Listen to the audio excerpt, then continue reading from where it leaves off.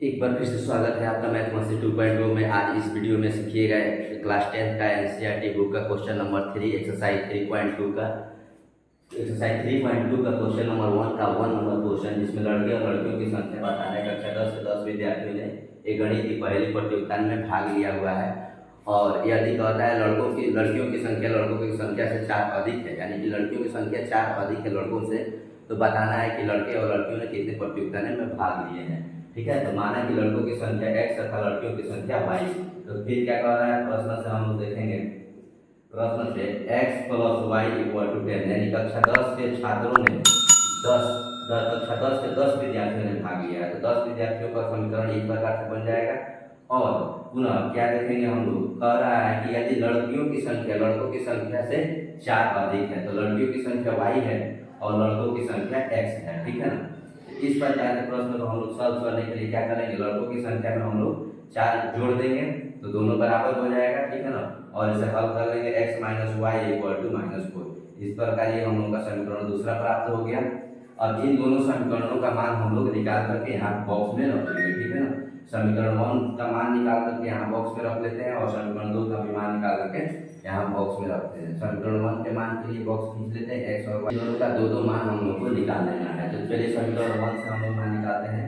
समीकरण 1 से x plus y equal to 10 दिया हुआ है, तो हम लोग क्या करते हैं, x का मान x बराबर 5 रखने पर किसी एक को हम लोग को विलुप्त कर देना है। ठीक है ना, y plus y equal to 10।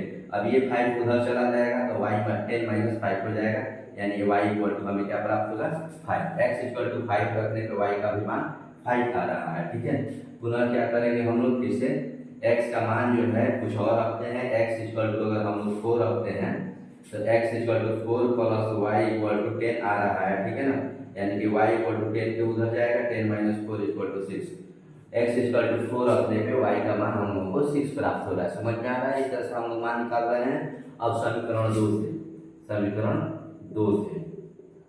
2 से क्या करना है कि x और y का मान इसी तरह निकाल करके यहाँ पे रख लेना है। समीकरण 2 में दिया हुआ है x minus y equal to -4। ठीक है, तो x इक्वल टू हम लोग अगर 1 रखते हैं, x इक्वल टू पहले 0 रखते हैं। ठीक है ना, x इक्वल टू 0 रखने पर हमें क्या प्राप्त हो रहा है, 0 माइनस वाई इक्वल टू -4।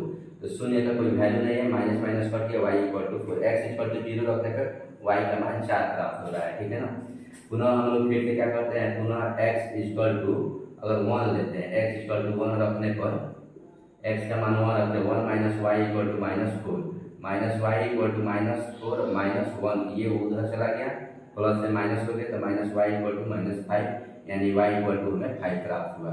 ठीक है, x इक्वल टू 1 रखते हैं तो y इक्वल टू 5 प्राप्त हो रहा है। अब आइए इसको हम लोग ग्राफीय विधि से हल करेंगे, क्योंकि इसका आंसर जो पूछ रहा है ग्राफीय विधि से पूछ रहा है। समीकरण में देख रहे हैं कि x और y का मान जो है धनात्मक आया हुआ है, कोई ऋणात्मक नहीं है, तो x डैश और y डैश खींचने की जरूरत नहीं है। x हम उन दोनों लड़कों की संख्या को माना हुआ है और y लड़कियों की संख्या को माना हुआ है। अब हम लोग समीकरण 1 से देखते हैं, x इक्वल टू 5 है तो y इक्वल टू भी 5 है। इन दोनों पॉइंट को हम लोग कहाँ मिलाते हैं, x इक्वल टू 5 है और y इक्वल टू 5 है। ठीक है ना, तो ये पॉइंट 5 पे आ रहा है यहाँ पे, और ये पॉइंट यहाँ पे आकर के मैच कर रहा है। ठीक है, तो ये पॉइंट हो गया 5 का 5 और 5। अब दूसरे समीकरण में कह रहा है x इक्वल टू 4 है तो y का मान 6 निकला हुआ है, y इक्वल टू 6 है। इस मान को हम लोग निकालते हैं और लिखते हैं यहाँ पे x इक्वल टू 4 और y इक्वल टू 6। यहाँ पर आ रहा है, इन दोनों पॉइंट को हम लोग मिला करके देख लेंगे, यहाँ पे आ रहा है। ये दोनों लाइन जो मिल रहा है इसको हम लोग लाइन ड्रॉ कर लेंगे। ठीक है, इन दोनों लाइन को जो ग्राफ तैयार हो रहा है उसको तैयार कर लेंगे। ये वाला जो कोऑर्डिनेट मिला हुआ था 5 का था और ये वाला कोऑर्डिनेट 4 6 का था। ठीक है, अब आते हैं समीकरण 2 में, x इक्वल टू 0 है तो y इक्वल टू 4 है, यानी कि यहाँ पर चलिए पॉइंट को मार्क करके रखेंगे 0 और 4 का, 0 और 4।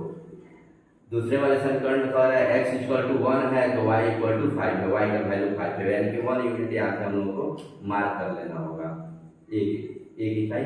और ये पॉइंट ये समीकरण है 1 और 5 का, ये कोऑर्डिनेट 1 और 5 का।